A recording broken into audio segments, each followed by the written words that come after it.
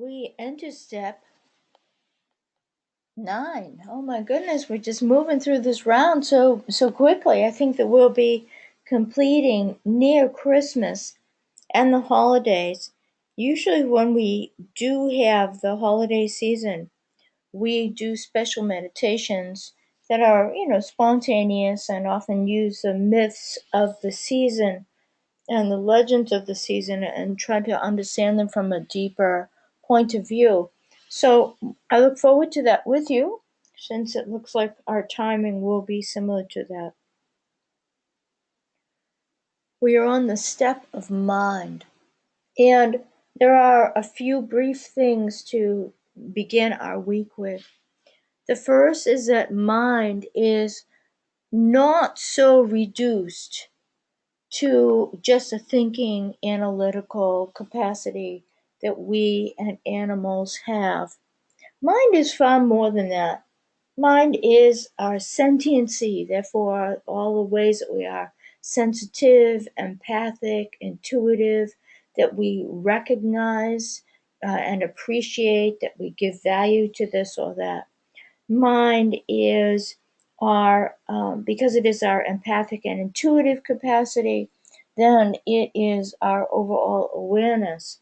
So if we look at that word mind and we don't pigeonhole it into something very small, but instead expand it into more of the range that the word is actually referring to, then we do ourselves a great favor. And that favor is partly to expand our definition, yes, but with expanding that definition, we actually expand ourselves. And the reason for that comes back to mind. Human beings have pretty set ideas about things. And it is the fact that they are set that is part of the lower aspect, meaning vibrationally, and thus denser aspect of our cognitive capacity. When we label something, we are being exact, we are defining, and thus, by definition, we are limiting. We're not only limiting the something, as in cat, dog, tree, cloud, we have definitions, we have ideas in our mind of what those things are. And a raindrop, a pond, a kangaroo are not the same as a cat or a dog or a cloud. And so definitions help us, labels help us. But by the same token, it is important to acknowledge that all definitions and their exactitude limit us and limit our capacity to be wide-ranging in our awareness and limit how we look at the world, what we perceive as real, what we perceive and dismiss as unreal or impossible.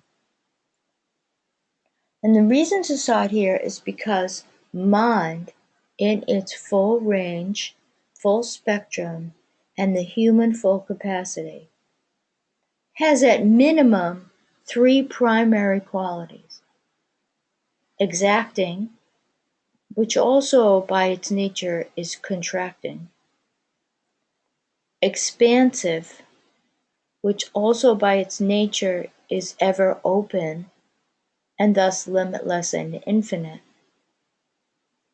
and completely at harmony, which is by its nature then empty and void of anything but harmony, void of anything but a tranquil state which has nothing else to it, which means that that is also limitless. We smile and take a long, slow, deep breath.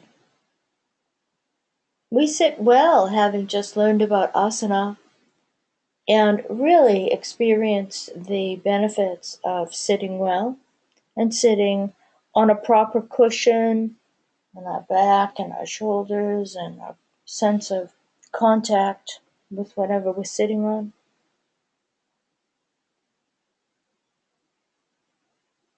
We take a long, slow, deep breath again, and we settle, breathing in and breathing out.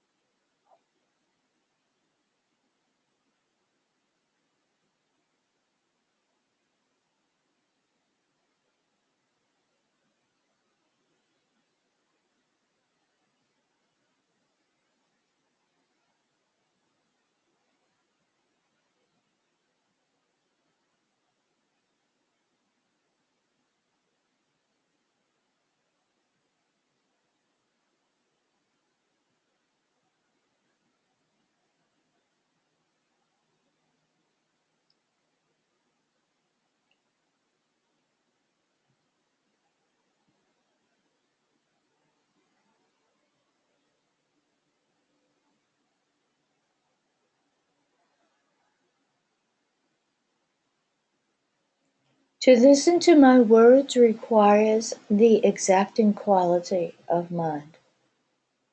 To follow instructions, to drive a car, to get up and get going in the morning, to put ourselves to bed at night. All of these common everyday things that are throughout our day require the exacting and contracting quality of mind. So let's just hold that truth for a moment, that there is this quality. It is used as the dominant quality through the day, unless and until the expanding quality, the open quality, has become the habit. But our society and all cultures and the necessities of survival have fostered the habituation of defining, contracting, exacting, and analyzing according to physical, tangible appearances and textures, smells and sounds, the five outer senses. So let us sit well, take a long, slow, deep breath up, place our awareness at the top of the breath, and then as we breathe out, we deepen into that. And let us just simply hold ourselves in the truth that unless this is our habit, that is to say, this open, clear awareness that automatically resulted when we breathed up,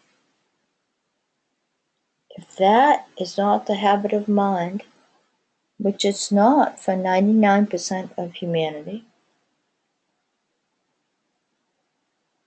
then the exacting quality of mind is the habit. We don't call that good or bad, because that would be the exacting, contracting, limiting quality, but we simply hold it in the likelihood of its truth, and we breathe in and breathe out.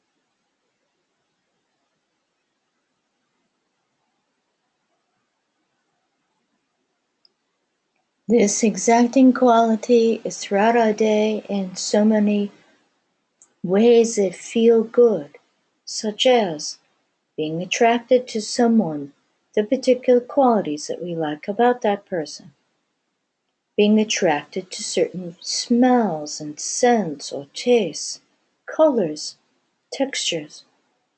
That's all having to do with the exacting and contracting quality of mind. When we consider, for instance, the textures all around us of the ground under our feet and the cushion that you're sitting on, and the reason you chose what you did in order to sit and meditate. That's all still contracting, exacting. Consider words, language, even body language. And then there is, in any given room, everything that is in the room has been chosen exactly, specifically. If we go into the bathroom, we look at our toiletries and what works for our body, what doesn't.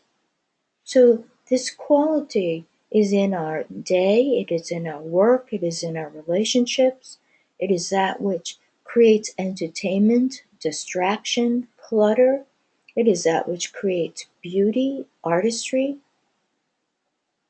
music, the ability to play music, to choose music. Almost everything that we do through the day and everything that is created, any invention, the manufacturing of that invention, the distribution of that invention, and the economy and the commerce created whereby we could actually come by it. All of it is exacting, contracting quality of mind. The very fact that we survive and everything that goes into surviving is also the same quality. So we are understandably habituated to it. We smile again and sit well, which is an instruction, and therefore of the exacting quality of mind.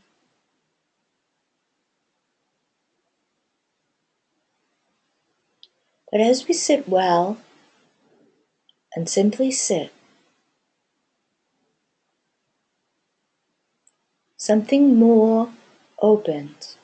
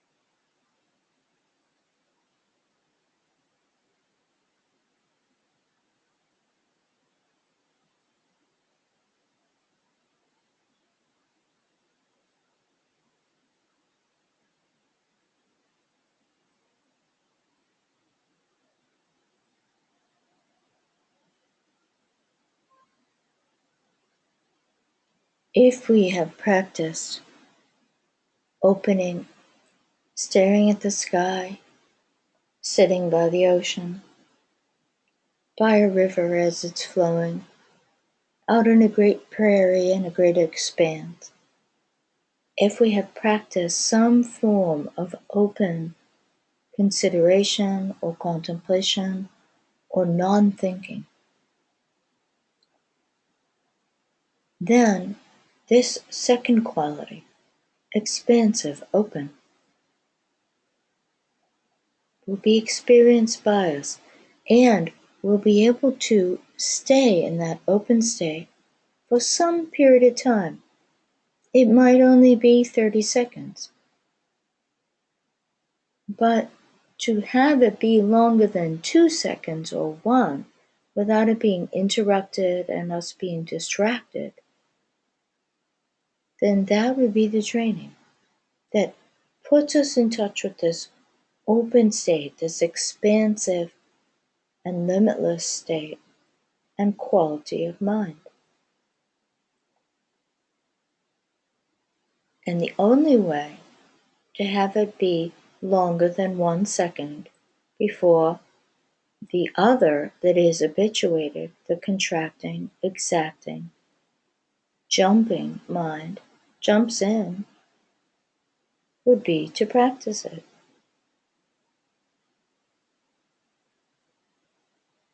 So we will for another minute. With a smile, we breathe out. And breathe out, long and slow and deep. And abide in that peace.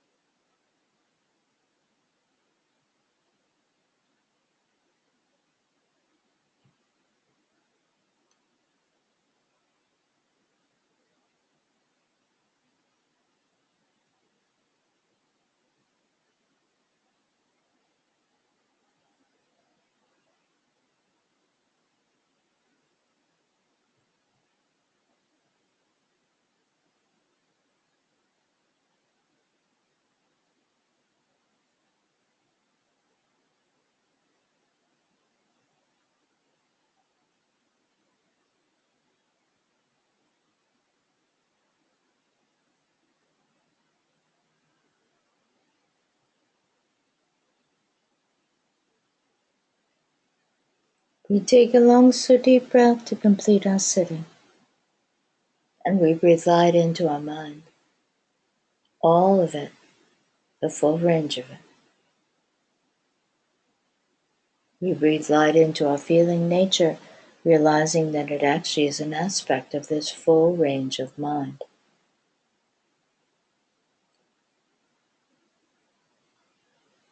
We breathe light into our physical body, and actually realize that it too is part of this full range.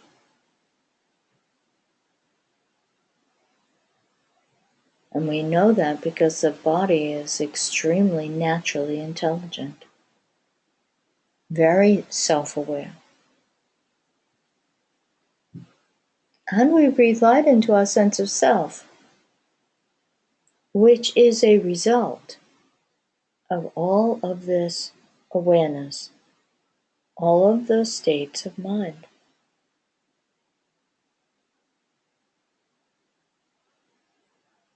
Breathing all this light, we realize that we are the light, breathing with and in the world.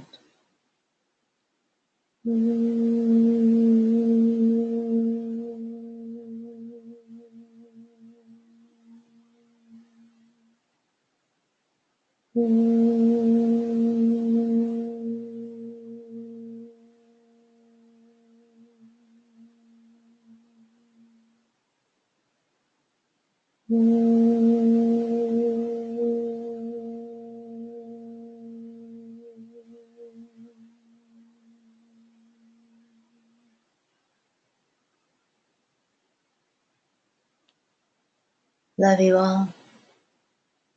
Notice it through the day. It's a powerful, powerful noticing.